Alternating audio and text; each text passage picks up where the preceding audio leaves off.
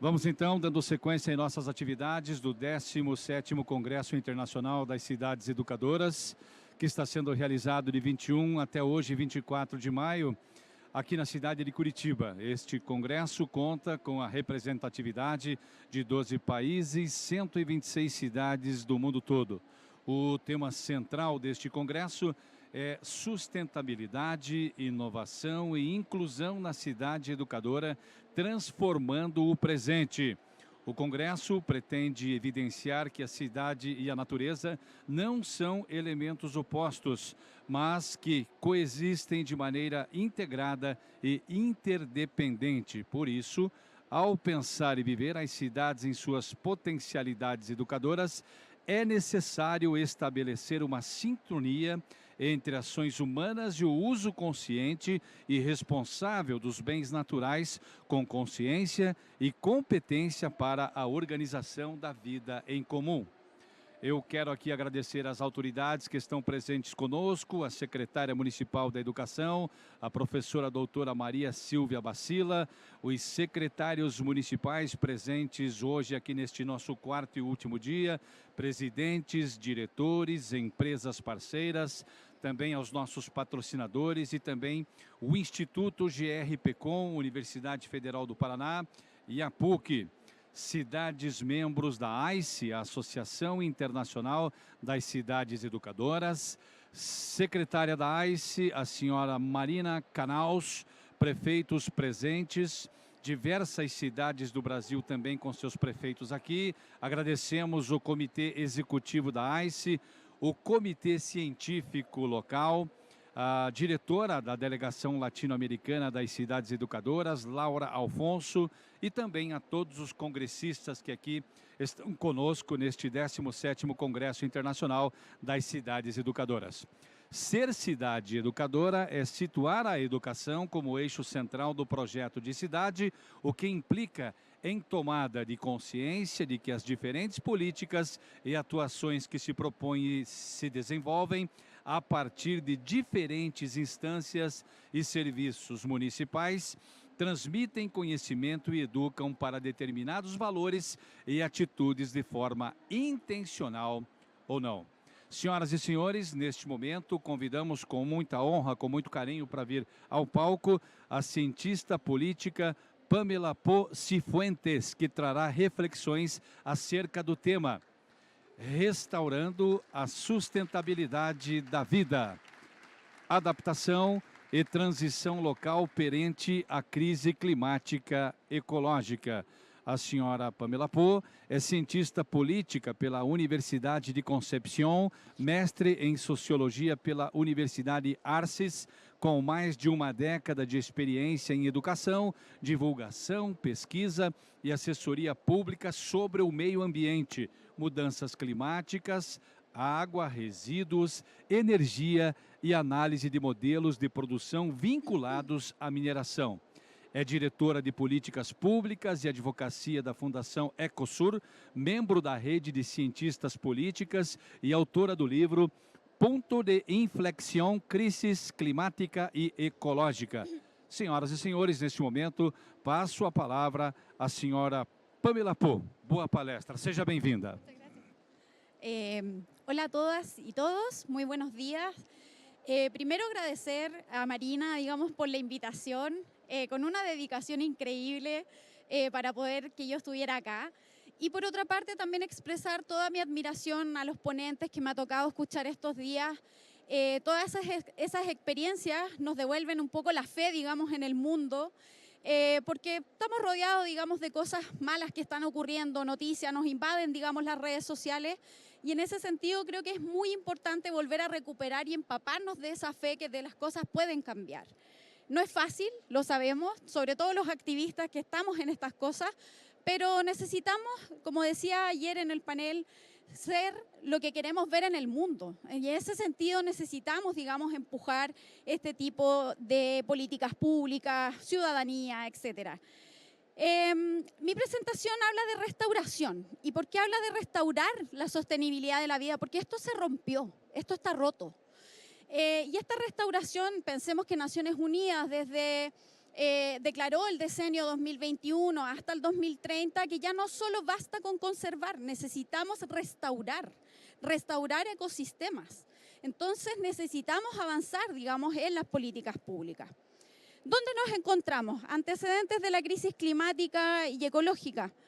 Estamos en una intensidad de nuestro desarrollo hoy en día y tomando aquí a Fischer y Halbert, el metabolismo socioeconómico en el cual nos encontramos requiere de una cantidad de materiales enormes en esta lógica de crecimiento infinito, en la cual pareciera que hubiese muchos planetas y solo tenemos un sistema cerrado, que es un planeta, en la cual estamos extrayendo materiales y lo que no logramos devolver, digamos, al ciclo. Un metabolismo básico requeriría, por ejemplo, ocupar estos materiales y que se volvieran a reintegrar, pero estamos en un metabolismo ampliado en donde estamos extrayendo combustibles fósiles, por ejemplo, pero también minería. Y aquí hay una tensión en estos momentos. Tenemos además la ruptura, ¿cierto?, de la teoría organicista, que en algún momento nuestras vidas fueron apegadas a la naturaleza, y ahí las mujeres teníamos un rol fundamental, y eso lo voy a colocar muy en la palestra, porque se nos despojó de esos conocimientos. Y por otro lado tenemos el surgimiento de la ciencia mecanicista. Enrique Leff mencionó a Francis Bacon. Francis Bacon es el padre de la medicina, pero fue uno de los inquisidores más grandes también. Entonces tenemos 5 siglos, digamos, de un patriarcado que se instala a través de un colonialismo, y yo diría que ese colonialismo no ha terminado. Ese colonialismo sigue vigente hoy en día, solamente cambiando de formas. Por otro lado, ¿cierto?, tenemos, como decía Enrique Leff también en su planteamiento, los límites del crecimiento. Esto se anunció 50 años atrás. O sea, no estamos descubriendo la rueda, no estamos, digamos, en una situación que no hubiésemos sabido, que no se hubiese alertado. Esta situación sí se sabía. Y 17 científicos del MIT hicieron este informe y planteaban, si seguimos extrayendo materiales, si sigue creciendo la población, va a llegar un momento en que no vamos a, ni siquiera la economía se va a sostener. Y ese es un tema, el propio capitalismo socava su propia existencia en la fe creciente de que el crecimiento económico va a ser infinito, porque cada vez que uno crece por la población, crece la demanda de energía, crece, digamos, las ciudades, crece todo. Entonces no podemos pensar que cuando se nos plantea tenemos que crecer 2-3 puntos del PIB, es una cifra que tiene oculta una cantidad de cosas impresionantes. Y lo que quiero decir con esto es que tenemos que empezar a abandonar esos dogmas. Los dogmas que se nos han traspasado como cosas que son incuestionables. El capitalismo tiene alrededor de 200 años, 100 años, pero no es lo único que ha vivido el planeta. Entonces, ¿por qué no cuestionar? Es esa la cuestión que tenemos que, digamos, emplazar. Tenemos las responsabilidades históricas frente al cambio climático. Y aquí voy a hacer esta diferencia, perdónenme los que vienen del norte, pero tenemos una diferencia entre el norte y sur global. El norte global ha tenido, digamos, tenemos ahí este mapa que va desde 1900 a 1999, en donde los grandes emisores han sido históricos, ¿cierto?, desde el norte global, los países más ricos. Y también aquí quiero hacer un punto de diferencia, porque también hay pueblos indígenas en el norte global y no tienen la responsabilidad de esto. Entonces tiene que ver con el hombre blanco, patriarcal, en una lógica antropocéntrica de utilitarismo de la naturaleza, y esa es una cuestión que no la podemos negar, y es cómo vamos a salir de ahí. El mundo requiere transformación. Si no nos transformamos, vamos a generar la gran falla de este sistema. Y eso va a tener consecuencias no solamente para los más vulnerables, va a ser para todos y todas y los más pobres. Y esa es una cuestión que no podemos negar. Por lo tanto, las responsabilidades son diferenciadas. El sur global es tremendamente vulnerable. No contamos con los recursos para poder, digamos, abordar la crisis climática, y ese es un tema que vamos a tener que ver cómo vamos a sortear. El sur global y todas estas experiencias de las ciudades educadoras dan esperanza porque están trabajando en temas locales. La crisis climática y ecológica global tiene aspectos políticos. Esto no es una crisis técnica y generalmente se ha derivado a lo técnico como algo que se soluciona con más técnica. Esto es político y la política no está funcionando. Tenemos 28 COPs que han sido un fracaso desde mi punto de vista, porque logramos uno que otro acuerdito en el cual finalmente se va perdiendo y diluyendo en el tiempo. Salimos con pérdidas y daños, por ejemplo. Perdónenme, pero pérdidas y daños ya es asumir que esto ya no se solucionó. Entonces, estamos en un zapato chino, como se dice, en el cual tenemos que ver cómo vamos a buscar esa solución. Hay una consolidación, además del reconocimiento de crisis. Yo ya ni siquiera hablo de emergencia climática, porque una emergencia, uno como un bombero, por ejemplo, que sale a apagar ese incendio, puede, entre comillas, apagar el incendio. Pero nosotros estamos en una historia en la cual ya no vamos a apagar ese incendio. Solo podemos aplacar un poco o generar un mejor escenario. Piensen ustedes que los 1,5 grados que plantea el Acuerdo de París anteriormente eran 2 grados. Y eso es porque la cifra siempre fue política, no fue científica. Con 2 grados iba a quedar, como decimos, el desastre, ¿cierto? Con 2 grados, y cuando ya los científicos se dan cuenta que vamos marchando, digamos, demasiado rápido a chocar con un asteroide en el fondo, dijeron, bueno, son 1,5 grados, es una cifra más segura, de un cambio climático más seguro. Pero la pregunta ¿es más seguro? Porque ya tenemos 1 grado.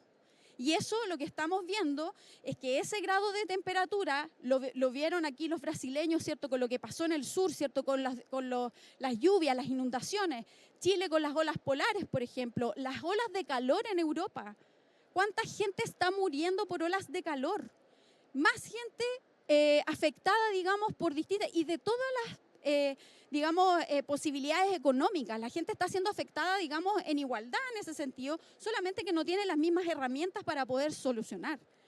Esta consolidación y reconocimiento de la crisis nos lleva a que a los años 70, 80, esto empieza a colocarse en boga, tenemos un modelo de desarrollo intensificado que no se ha transformado.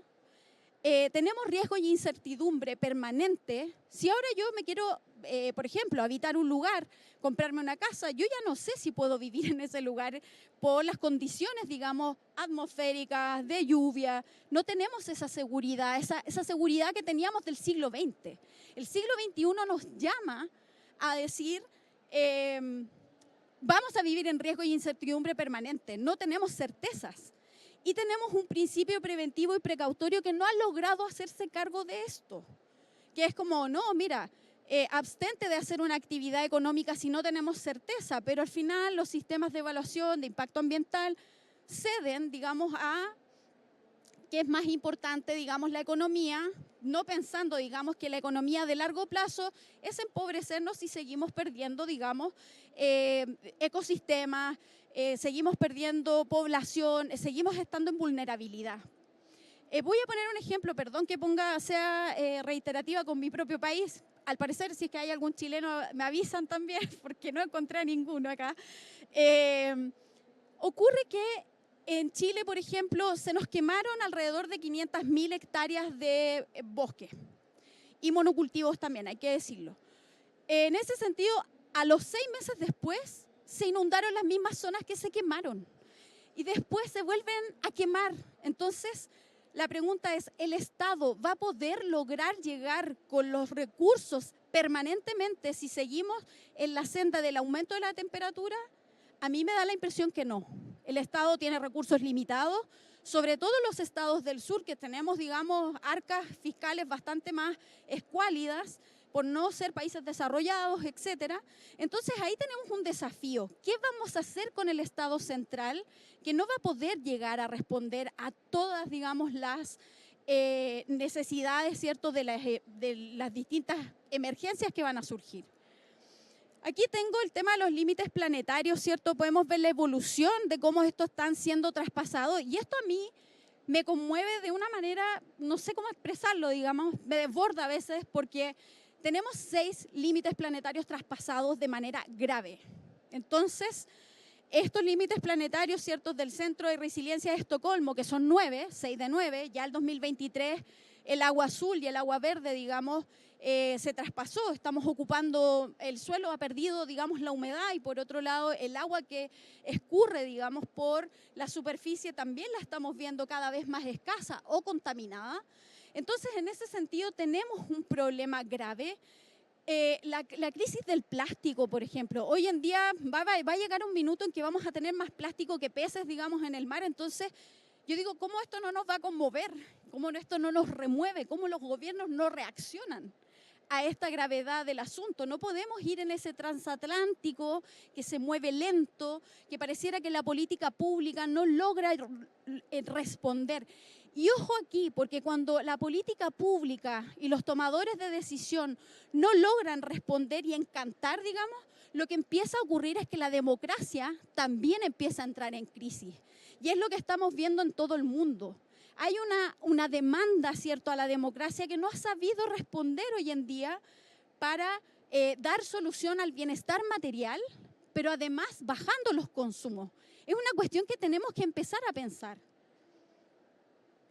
Acá tenemos otras láminas, ¿cierto?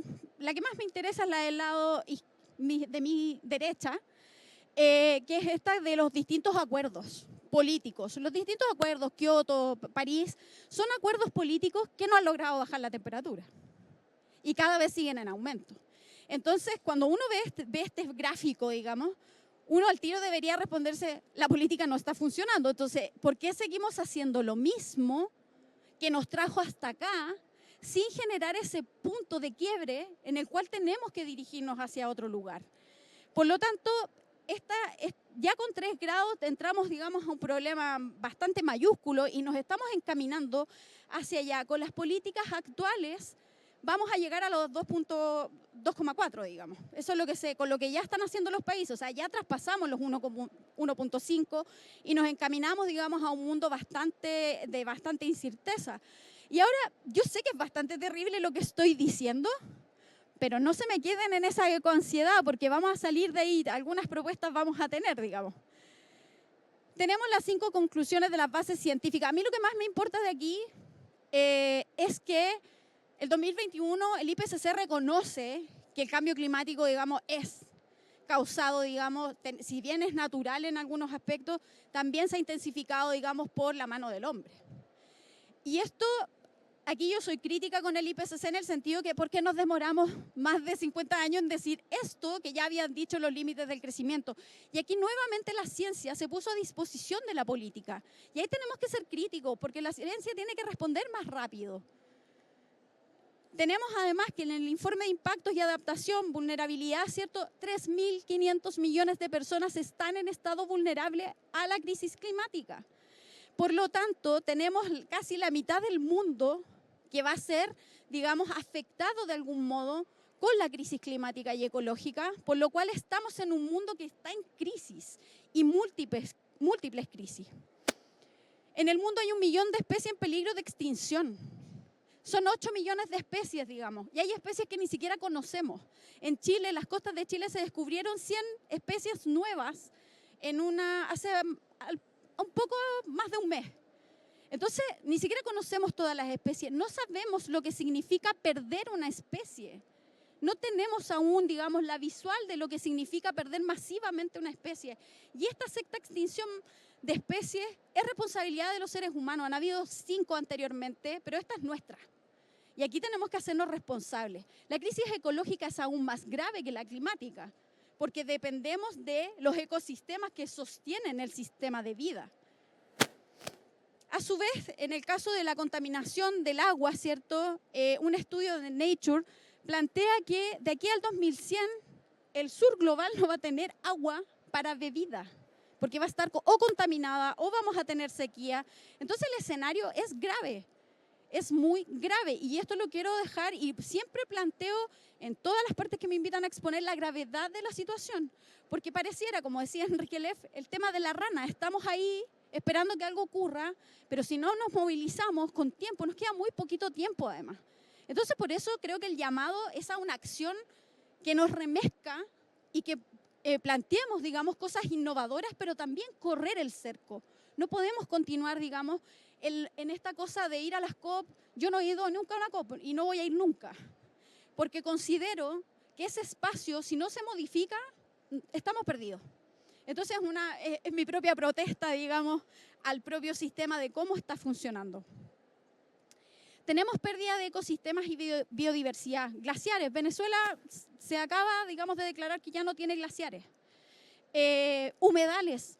En muchas partes hay inundaciones porque se construyó sobre humedales. Borde costero está muy acabado por puertos, esta necesidad permanente del consumo. Las turberas, que son un tipo de humedal, digamos, que en Europa, por ejemplo, están restaurando turberas, que es muchísimo más caro que haberlas extraído.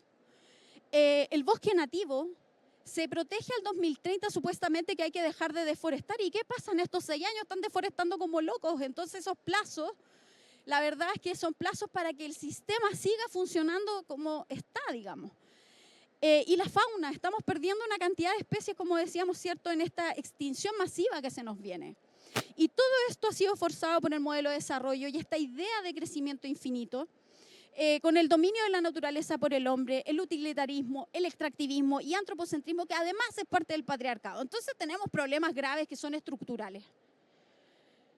Esta barra lo que muestra es la de emisiones, digamos, y cómo el mundo se va calentando, y la barra de abajo es la de pérdida de biodiversidad. Nos estamos acercando, mientras más se calienta el planeta, mientras más deforestación tenemos, más biodiversidad estamos perdiendo, lo cual es un grave problema, como decíamos anteriormente. Otras complejidades. Hay una crisis energética, lo que activa al mundo a querer consumir más fósil, porque la tecnología de reemplazo es más lenta.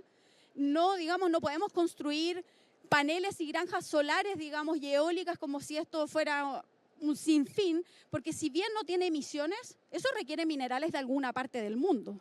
Y mi país es bastante afectado, digamos, por esa demanda, porque es uno de los países que tiene una producción de cobre importante y de litio. Entonces, hay una presión sobre el recambio tecnológico en los países del sur.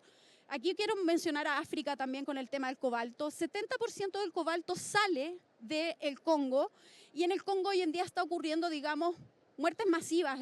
Realmente es brutal, y el trabajo infantil. En estos momentos yo siempre me siento culpable por el celular, porque digamos, todos los celulares deben tener por lo menos alguna porción de cobalto del Congo. Entonces, y ahí hay una responsabilidad de las empresas, digamos, que son los que están haciendo este blanqueamiento de este trabajo infantil, porque son las empresas las que exportan y que hacen, digamos, todo un tema. No tenemos un tema de trazabilidad, digamos, pero por alguna razón el Congo exporta el 70%. Entonces, ahí hay un tema que no podemos hacernos parte de estas transiciones que son injustas. Hay falsas soluciones. Se nos ha planteado la geoingeniería como una cosa de bombardeemos nubes, y es como, no podemos seguir impulsando soluciones que son las mismas que nos trajeron hasta acá. Esas falsas soluciones van a generar otras expectativas y van a generar más presión en el sistema. Por lo tanto, aquí hay que hablar desde otros lugares, otros modelos. Y hay un cuestionamiento a las instituciones y a la ciencia. Acá la democracia, como está debilitada, digamos, como sistema, que tenemos que volver a recuperar y volver a revalorar, porque pareciera que el mundo vivía en una democracia en el siglo XX que era bastante estable, pero lo que vemos hoy en día es que esto se resquebrajó. Hay un compromiso que se rompió. Y las redes sociales tienen, digamos, cierta responsabilidad y responsabilidades múltiples, pero necesitamos revalorizar esto, porque el TikTok, digamos, de ciertos personajes penetra muy fuerte en población que no tiene la información. Por lo tanto, este siglo XXI es un siglo que yo llamo que es de la crisis civilizatoria, porque es la que va a englobar, digamos, en general lo que estamos viviendo. Hay pérdida de ecosistemas, hay una profundización del extractivismo generado por la demanda, digamos, del norte global, y esta lógica de capitalismo verde no nos va a salvar. O sea, yo creo que no podemos solucionar un problema con lo que generó el problema. Y esta aspiración a la carbono neutralidad, que si yo bien en mitigación estoy muy de acuerdo que bajemos las emisiones, lo que está ocurriendo es que una carbono neutralidad no va a funcionar si no hay una baja del consumo. Porque si no, sigo buscando el crecimiento infinito. Entonces este discurso de la carbono neutralidad lo que nos está provocando es que se empieza a generar una cosa de greenwashing o ecolavado, digamos, en cuanto a la cantidad de recursos que se requieren. No existe la cantidad de minerales en el mundo, digamos, para hacer que todo sea, digamos, con energía eólica y solar. O sea, de verdad hay que tener, ni tampoco el suelo. Si aquí estamos en países limitados, digamos, y eso es como vamos a hacer para sostener, porque nadie pretende que volvamos a una caverna a vivir, es cómo hacemos para generar un cambio en la cual debamos consumir menos y que en el fondo podamos satisfacer nuestras necesidades desde un lugar con conciencia y con una mirada hacia el otro, porque el individualismo que tenemos hoy en día es que no miramos al otro y por lo tanto tenemos que volver a enfocarnos en esa mirada. Va a haber un aumento de las migraciones. En América Latina, en Europa, todo el mundo lo está viviendo. Y tampoco sabemos responder a eso. Muchos de los migrantes son climáticos. Todavía ni siquiera sabemos ni lo hemos cuantificado, pero son climáticos. La gente está migrando por la falta de agua. La gente está migrando porque no tiene alimentos. Entonces el mundo va a entrar en una tensión además con estas migraciones. Por ahí vi un proyecto que estaba tratando de evitar que la gente migrara al hacer restauración. Lo voy a buscar, Marina, me quedo comprometida en mandarlo, digamos, pero en el fondo yo creo que hay que evitar que la gente migre. Por lo tanto, tenemos que ir a restaurar ecosistemas para que la gente no se vaya. Si uno planta, por ejemplo, recupera cerros con bosques nativos donde el agua se recupera, el agua vuelve. Entonces tampoco es que tengamos que ser científicos de la NASA para poder, digamos, decir estas son soluciones que son posibles. El aumento de la pobreza es algo que está ocurriendo exponencialmente. La falta material y de demanda del consumo, ¿cierto?, que hace ciertos estamentos de la sociedad, que obviamente es el 1% más rico del mundo, nos tiene, digamos, con un aumento en la pobreza, porque pareciera que el mundo está bien y no hubiese un problema. Hay un retroceso del Estado, hay una crítica a la labor del Estado y yo creo que tenemos que reivindicar que la política pública es necesaria porque tenemos y necesitamos un orden social. Y necesitamos también, ¿cierto?, esta escasez, yo siempre digo la escasez que se está produciendo de materiales, que la gente no es tan visible, pero está ocurriendo, va a ser un dique a la globalización. O sea, cuando, por ejemplo, compramos alimentos de todo el mundo, en el caso de Chile, Chile dejó de producir mucho grano, lentejas, porotos, etcétera, y lo está importando desde Canadá. Va a llegar un momento en que Canadá nos va a decir, mira, estas lentejas van a ser para nosotros, no podemos seguirles exportando. Entonces, ¿qué vamos a hacer cuando no tienes los alimentos ni la soberanía alimentaria para poder, en el fondo, abastecerte? Entonces, tenemos que pensar en una lógica de seguridad, de soberanía. Por lo tanto, y además este cuestionamiento a la democracia. Entonces, siendo con este diagnóstico que sé que es muy duro, ¿cómo restauramos esta sostenibilidad de la vida? ¿En qué lugar nos colocamos para lograr aquello? Y necesitamos adaptación y transición local. Y yo soy pilla con esto, como se dice ahí, como tratando de jugar. La transición creo que es más para el sur y el norte debiera ya entrar en un decrecimiento. La palabra creo que va a haber que disfrazarla. Lo digo aquí porque cuando uno dice decrecimiento, la gente es como, no, se acabó la economía, no va a pasar nada, vamos a ser pobres. No es eso. Yo creo que los economistas han hecho de, espero que no hayan economistas acá, han hecho de su saber, ¿cierto? Lo han hecho como un dogma que pareciera que es incuestionable la economía tradicional. Y yo me resisto a eso, me resisto absolutamente a eso. Un economista no tiene por qué ser más poderoso que un médico, ni más poderoso que... ¿Se imaginan que la medicina dictara ciertas cosas y que son inamovibles? Es que la economía se tiene que adaptar también a la realidad en la cual estamos. Y creo que eso tenemos que... Yo a los economistas como que los interpelo muchísimo porque ya los ingenieros comerciales o ingenieros, no sé cómo será en otros países, pero en Chile está plagado de ingenieros comerciales que en el fondo proponen estas soluciones como la economía dogmática y como que no hay otra cosa. Y en ese sentido lo que no debemos hacer, antes de partir con el otro espacio, es caer en la ecoansiedad. Yo sé que todo lo que dije anteriormente produce, digamos, que el corazón se acelere, que nos dé pena, que nos queramos hacer bolita, como decimos por ahí. Y la ecoansiedad lo único que nos va a producir es inacción, porque el miedo nos paraliza. Por lo tanto, esa ecoansiedad hay que transformarla. Yo a veces la ansiedad la transformo en enojo, porque me da rabia. ¿Qué está pasando? Entonces la rabia me lleva a plantear políticas públicas, a tensionar, a correr la barrera. Y creo que es ahí donde tenemos que a veces posicionarnos. Que nos dé rabia, que nos dé enojo. No puede ser que hayan personas que estén muriendo por la irresponsabilidad, ¿cierto?, de las políticas centrales a veces. El no hacer nada no puede ser una opción. No nos podemos ir a la casa. Yo siempre digo, aunque pierda la batalla, por lo menos duermo tranquila. Y por otro lado me levanto, digamos, muy orgullosa de mi persona porque por lo menos hice algo. Y creo que todas las personas que están en este auditorio tienen algo que hacer o decir desde el espacio que puedan, y eso lo vamos a ir viendo más adelante. Y tampoco podemos caer en sentir que no hacemos la diferencia. Aquella persona que no come carne sí hace la diferencia, o si baja el consumo de carne sí hace una diferencia. Es kilos menos de emisiones de metano, de utilización de agua, o sea, sí estás haciendo una diferencia. Y tampoco tenemos que colocarnos desde una lógica ética, es más ético el que no lo hace. No, no es esa la lógica.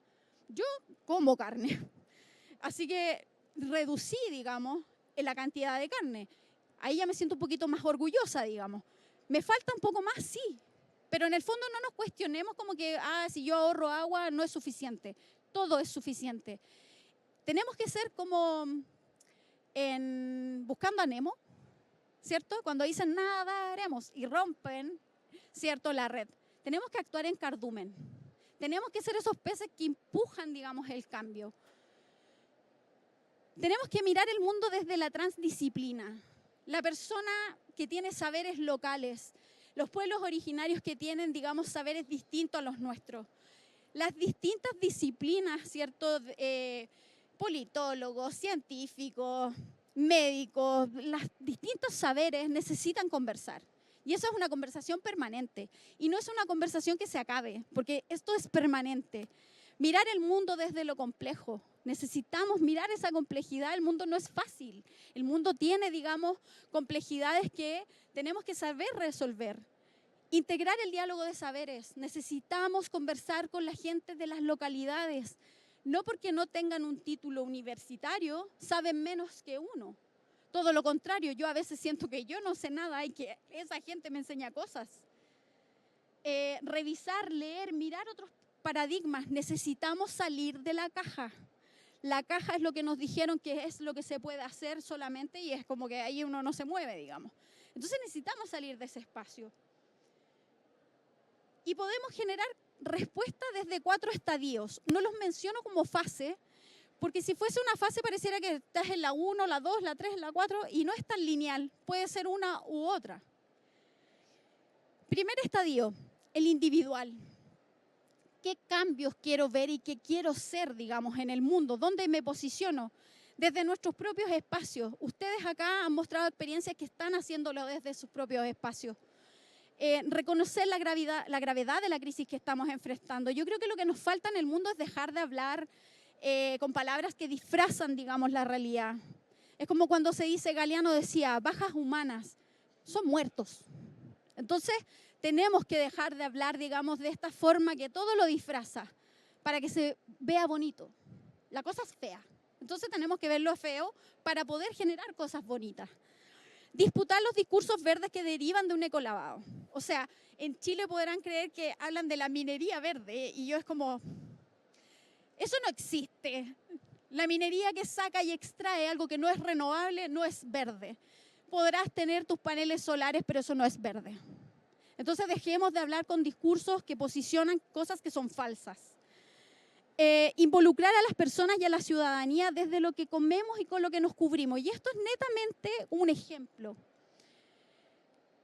Primero, necesidad de buscar inspiración. Tenemos que inspirarnos en gente que ya dijo cosas y peleó cosas. Yo siempre pongo a Rachel Carson porque es mi favorita y la amo, en el sentido de que peleó con la industria química sola, con su libro Primavera Silenciosa, en una época donde las mujeres no hacían cosas, digamos. Las hacíamos, pero no se nos reconocían. Jane Goodall, que no tenía los estudios tampoco y se formó sola, digamos, también en la montaña. Entonces tenemos que inspirarnos en gente que ya ha hecho cosas. No necesitamos buscar, digamos, la iluminación, porque esto es más simple. Hay gente que ya escribió y dijo y denunció, entonces inspirémonos en aquello. podemos hacer que las personas, en este estadio individual que hablo yo, creo que hay dos cosas cotidianas que podemos hacer que se involucre la ciudadanía. La primera es el cómo nos vestimos.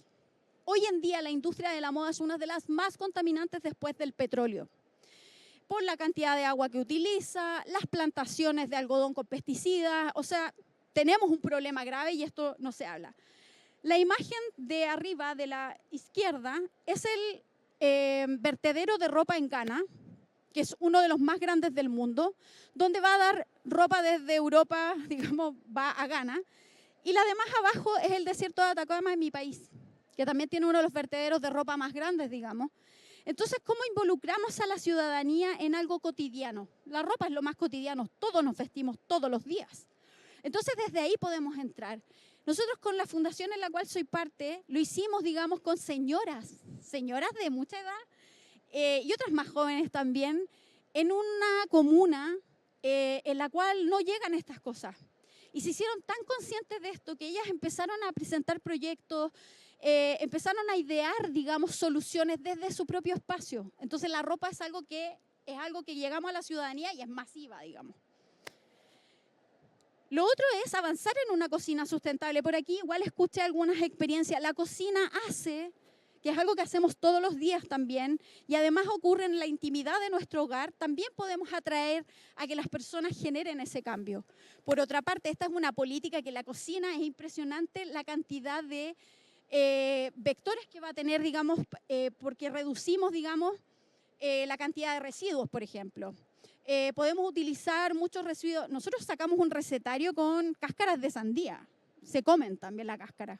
Entonces, como tratar de ser residuo cero.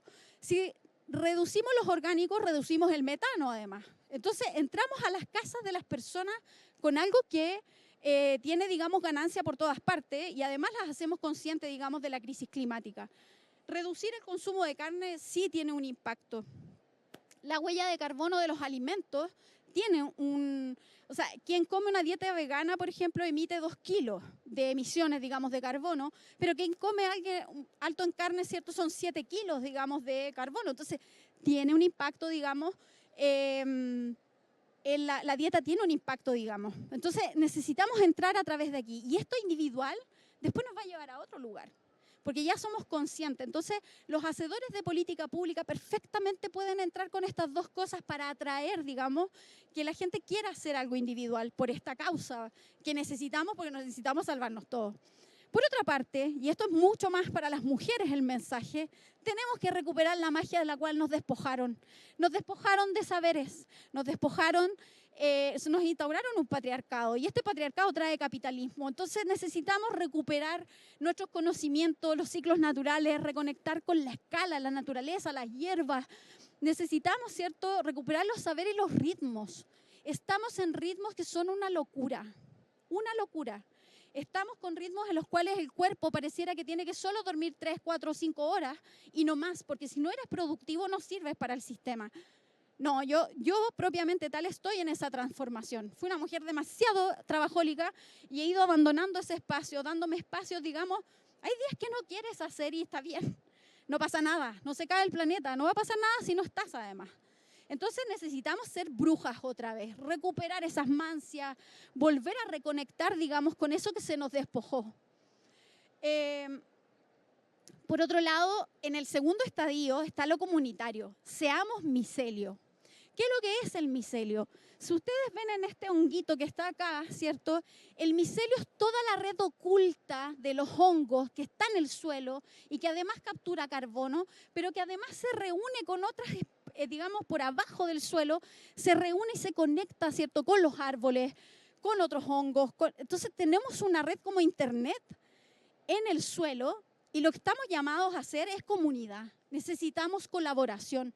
Si seguimos en esta lógica solo individual, es muy difícil que salvemos el mundo. Siempre se nos planteó la teoría de la evolución de Darwin, pero también está Kropotkin, que fue de la misma época y que planteaba el tema de la colaboración entre especies.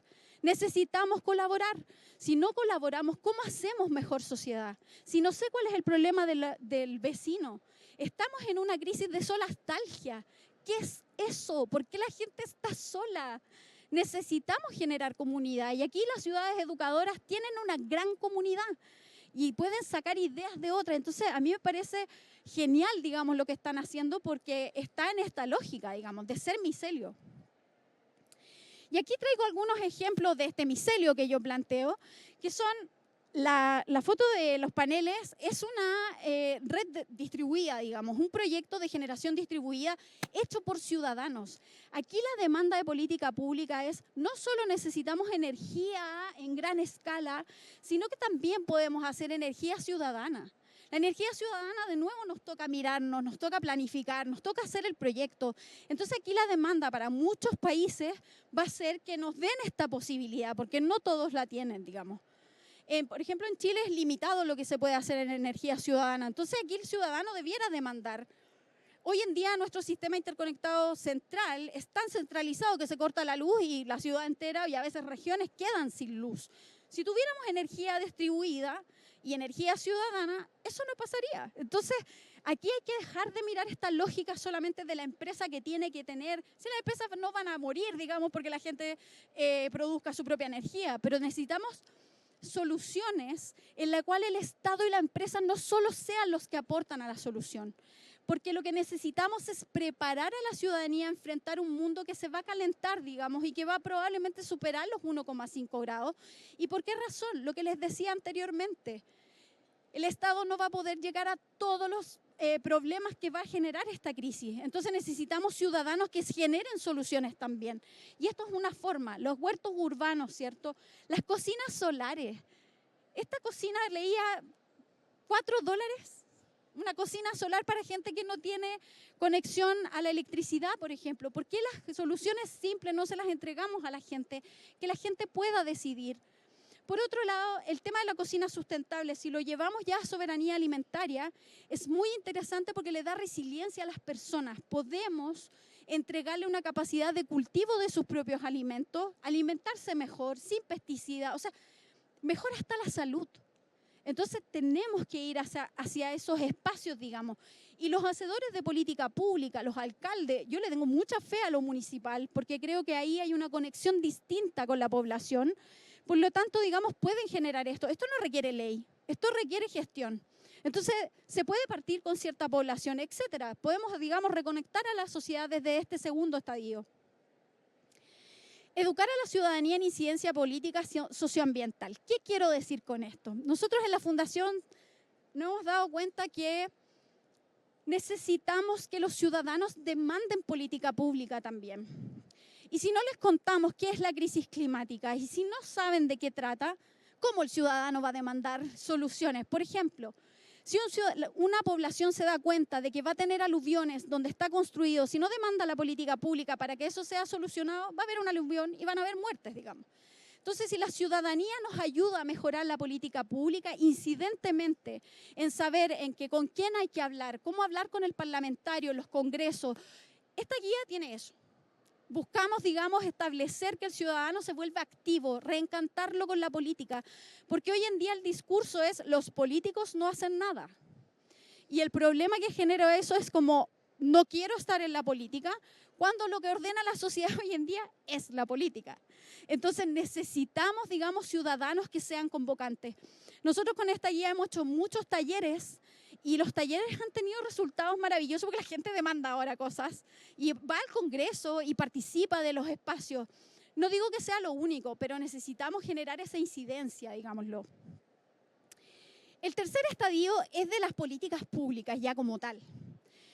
Diseño de políticas, leyes, ordenanzas relacionadas con buscar soluciones a la crisis que enfrenta la humanidad.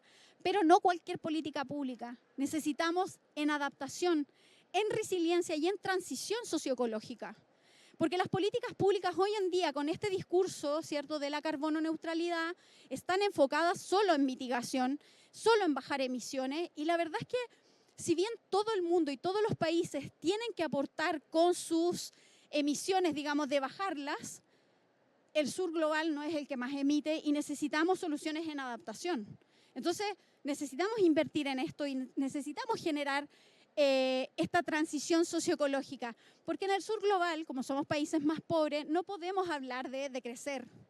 Necesitamos hablar de transitar hacia otro espacio. Y ese es el discurso que tenemos que empezar a trabajar, porque esto implica disputar ideas. Y esto hay que disputarlo, hay que pelearlo, digamos. No es cualquier transición. Las transiciones que están haciendo los países latinoamericanos, que es la realidad que más conozco, son transiciones injustas. Le están colocando a la gente una cantidad de proyectos que terminan incluso con la propia vocación territorial que tenía ese lugar. Por ejemplo, territorios campesinos hoy en día están llenos de granjas solares, de proyectos gigantescos que no tienen ninguna, digamos, terminan algo que nos servía para la resiliencia climática. Entonces, ¿cómo revalorizamos eso? Entonces, la política pública tiene que estar conversando ahí. Importancia de los gobiernos locales y la ciudadanía. El gobierno local es el primero que llega a la emergencia. Es el primero que cuando hay grandes inundaciones va a llegar ahí el problema. Entonces necesitamos que ante la gravedad de la crisis y el aumento de la temperatura, ¿cierto?, van a aumentar los desastres. Y como decía al principio, no va a poder llegar el poder central permanentemente a salvar a toda la gente y en esta lógica como de dependencia que generamos. Entonces el gobierno local tiene doble tarea. Primero, generar ciertas políticas, pero a su vez también demandarle al poder central que baje ciertos elementos que necesitamos. Por ejemplo, en general los países tienen semillas, resguardan sus semillas y todo. ¿Por qué no le entregamos semillas a la gente de manera gratuita, que generen, digamos, política de alimentos, etcétera? ¿Por qué no revalorizamos nuevamente? Y ahí lo local, creo que alcaldes, la gente que tiene provincias o regiones, ¿cierto?, pueden demandar esto, se pueden asociar para demandar estas cosas, preparar a sus comunidades para enfrentar el alza de temperatura, porque esa es la realidad que vamos a vivir. Construir planes de adaptación y restauración, transición en conjunto con la ciudadanía. Esos planes se transforman después en política pública, pero algo concreto, porque lo que está lleno hoy en día los gobiernos, lo hablábamos con Marina hace poquito, estamos llenos de planes, llenos de diagnósticos y ya sabemos cuál es el diagnóstico. Entonces, ¿cómo hacemos que algo sea que pase a la acción? Y esos son planes de acción climática que tenemos que hacer, pero a nivel local. Lo nacional yo siento que está conversando en una esfera que no baja finalmente. Conectar con las organizaciones no gubernamentales y ciudadanía movilizada. Necesitamos estar con la ciudadanía, tenemos que reencantarla, necesitamos traerla a este lugar y demandar al Poder Central los recursos y traspasos de funciones para enfrentar esta crisis climática y ecológica. Probablemente los municipios van a requerir de funciones que quizás hoy día no tienen para responder a esto. Entonces tenemos que hacer ese diagnóstico de qué es lo que nos está faltando para poder ir con la demanda. Esa es incidencia política, digamos, del propio municipio. Protección de ecosistemas necesarios para la adaptación. Sin la protección de ecosistemas, si un ecosistema es arrasado, probablemente vamos a tener más enfermedades. Eso es lo que ocurrió, digamos, con el COVID. Es una zoonosis que ocurre, ¿cierto? Y esto es por la crisis climática también. Entonces, necesitamos avanzar en esta lógica. Construir alternativas desde la transición socioecológica justa. Hoy lo que impera es una transición injusta. El recambio tecnológico sin la disminución de consumos es una trampa, porque va a querer seguir creciendo. La pregunta que yo me hago, a los alemanes a veces se la hago, es como, ¿puede todo el mundo andar en auto eléctrico? ¿Es sostenible realmente? No lo es, no lo es. Entonces necesitamos generar ciudades que sea esta localidad, ¿cierto?, el municipio, atraiga, digamos, a la ciudadanía no tener que hacer largas distancias, tener que consumir lo más local. Y esto sí se puede hacer, y es gestión. Pero para esa gestión hay que darle ese espacio a la ciudadanía y atraerla, digamos, a nuestro lugar. Desde la transición socioecológica justa nos permite disputar los relatos que imponen una sola realidad. Necesitamos relatos que nos permitan hacer esa disputa permanente que es la política. Y desde la transición es posible generar políticas públicas que integren estas medidas de adaptación, mitigación, obviamente, también si podemos mitigar, maravilloso, pero tenemos que ir hacia adaptación, que es lo que está más ahí cojo en las políticas climáticas. Elementos, además, para una transición socioecológica justa, la justicia ambiental, la democracia ambiental la necesitamos. No puede llegar a imponérsele a un territorio. Aquí se instalan 400 megas, digamos, de energía eólica, con todo lo que implica, digamos, para ese territorio. Eso no está ocurriendo. Esa conversación no ocurre, de hecho. Y las futuras generaciones. A mí me parece tremendamente injusto que tengan que haber activistas climáticos de 10 años. O sea, ¿qué pasa? Son niños, nosotros tuvimos, en este auditorio estamos todos sub 40 hacia arriba, parece, por ahí. no le podemos pedir a los niños que vayan a ser activistas. Me parece de una injusticia brutal. Todos aquí pudimos vivir, digamos, nuestra infancia normal, digamos. ¿Por qué a los niños les estamos pidiendo que vayan a hacer activismo cuando no les corresponde? A mí me parece brutal que los gobiernos quieran incluir a los jóvenes, porque en eso que incluyen a los jóvenes, hacen jóvenes que están dormidos en una política y un discurso que no es contestatario. Los jóvenes debieran estar marchando, si van a marchar, por pedir mucha más ambición, y eso no está ocurriendo en todas partes del mundo, sino que los jóvenes están siendo parte, digamos, del discurso político que no nos lleva, digamos, a ninguna solución. Entonces los jóvenes tenemos que dejarlos ser jóvenes. Entonces, en ese sentido, creo que aquí las futuras generaciones, este problema es nuestro. Este problema lo trajimos, digamos, los que somos más adultos. Entonces, ¿cómo salimos de él? Tenemos que nosotros buscar las soluciones. Esto, si bien es muy trillado, los enfoques ODS, los traigo a colación netamente porque desde aquí es el piso hacia arriba, digamos. Las políticas públicas no solamente pueden ser los ODS, porque los ODS es lo mínimo de lo mínimo, pero por lo menos nos coloca una base a todos en un mismo lugar. Entonces, creo que construir política pública ocupando el lenguaje ODS nos ayuda a correr la barrera, hay que ser pillos, digamos, para correr esa barrera en la cual nos implique decir ese discurso, no molestemos tanto, pero que pase, digamos, esa correr la barrera. Soluciones basadas en la naturaleza. A mí me da un poco risa este término porque es la naturaleza. No es solo basar nuestras soluciones en la naturaleza, pero es un discurso que nos permite gestionar, ¿cierto?, desde los ecosistemas las soluciones. Y la adaptación está aquí, en las soluciones basadas en la naturaleza. ¿Qué quiero decir con esto? Los países que tienen glaciares, el glaciar es un embalse de agua que está congelada, digamos.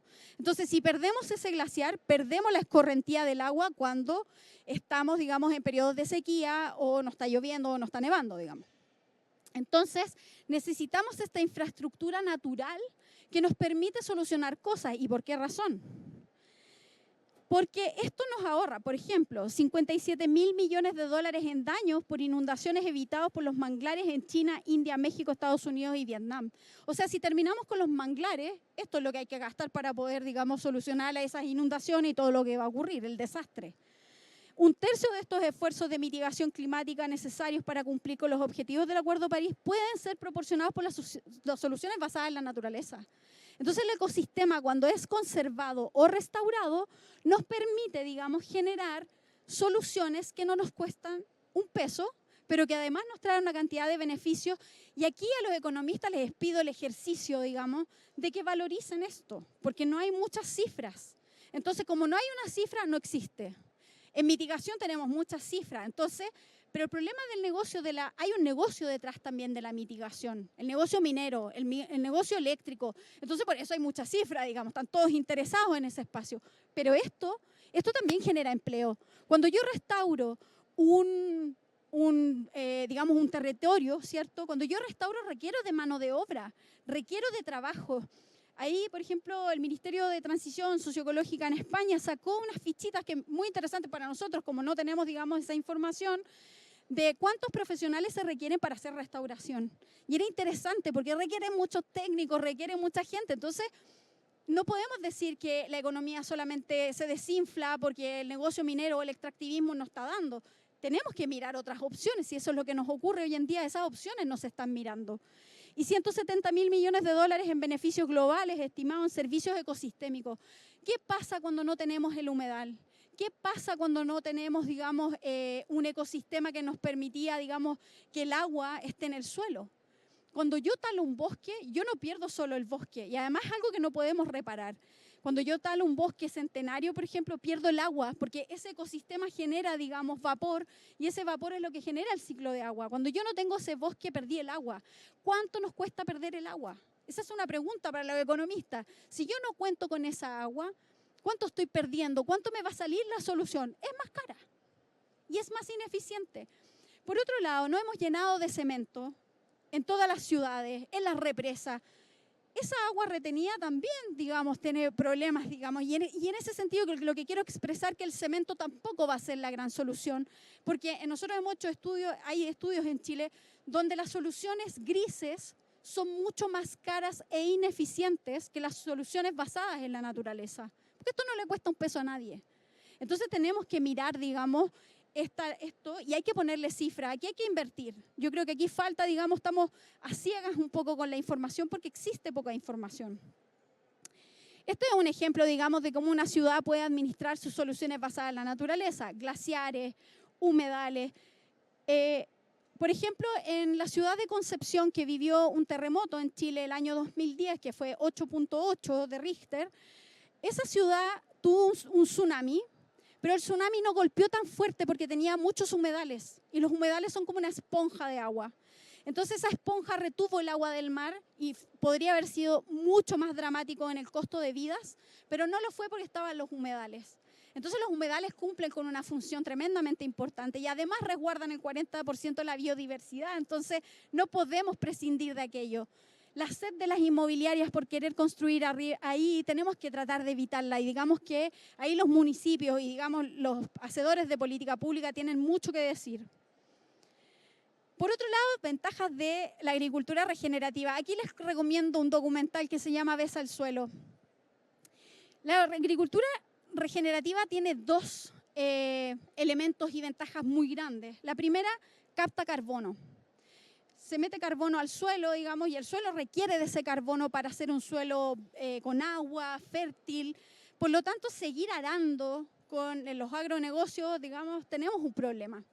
Necesitamos ir hacia agricultura regenerativa porque esto aumenta la humedad del suelo, aumenta los pastizales, aumenta el valor nutricional de los alimentos y captura carbono. Y a su vez, dejamos de prescindir de los agrotóxicos y los pesticidas.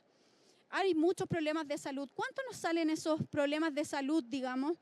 Entonces, es como existen estas empresas, generan el problema de los pesticidas, pero ¿quién paga, digamos, el problema de los pesticidas y la salud de la gente? Lo paga el sistema público. Entonces, el privado no le está saliendo, digamos, el costo. Y aquí tenemos que también empezar a cuestionar estas lógicas. Y esta es una solución, es una ventaja y hay que ir hacia allá. Por último, el cuarto estadio es ser representante de estos temas. Mucha gente tiene muchas buenas ideas y a veces no se atreve a ser alcalde o a ser representante, ser activista ambiental o ser, por ejemplo, un político que se arriesga a colocar estos temas. Necesitamos encarnar, digamos, también lo que queremos ver en el mundo. Entonces, creo que a veces hay que dar ese paso. Me imagino que es difícil. Yo no podría ser parlamentaria, por ejemplo, pero sí asesoro a parlamentarios. Entonces también estoy en ese lugar incómodo de la política de tener que transitar por paredes que a veces no son tan agradables, pero en el fondo podemos estar en este lugar y espacio de poder porque al poder hay que dotarlo de conocimiento.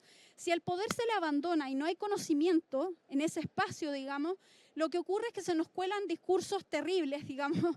No quiero mencionar ningún país con ningún dirigente, pero estamos viendo en América Latina cómo se está yendo hacia líderes que ni siquiera tienen idea de lo que están hablando. Entonces, la verdad es que necesitamos ocupar ese espacio político.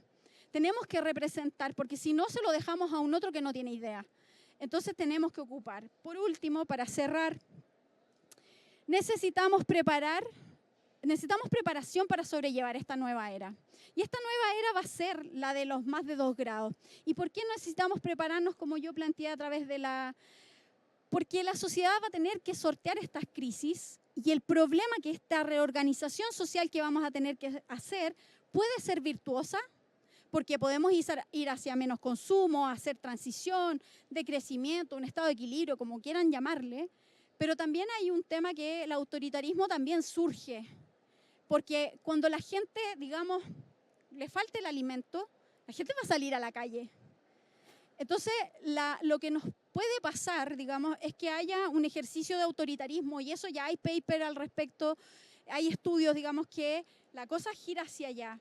Y hay autores que plantean que puede surgir un neofeudalismo, puede surgir ecofascismo, autoritarismo. Entonces, necesitamos avanzar en este micelio que yo les planteaba para que esto no ocurra. Y por eso hay que ocupar los espacios de poder para que esto sea un dique de contención. Y eso es prepararnos para lo que viene. Va a ser un mundo con más de 1,5 grados. Entonces no la tenemos fácil, digamos. Pero quizás en toda esta labor que hagamos, digamos, de buscar una mejora, quizás hasta la ganamos. Entonces yo creo que por eso no hay que inmovilizarse al respecto. Necesitamos colaborar, autonomía, soberanía alimentaria, educar a la población, batería de políticas públicas que fortalezcan lo local y economía desde la adaptación y, por favor, disminución del consumo. Necesitamos tantos viajes, necesitamos, por ejemplo, tantas cosas, necesitamos tanta ropa. Hay, por ejemplo, ropa que se ocupa 7 veces y después se desecha. Gente que ocupa, entonces necesitamos hacernos conscientes y rechipear nuestra cabeza porque hemos sido educados en esto. Entonces, ¿cómo nos transformamos? Esta es la propuesta que les traía el día de hoy. Muchas gracias.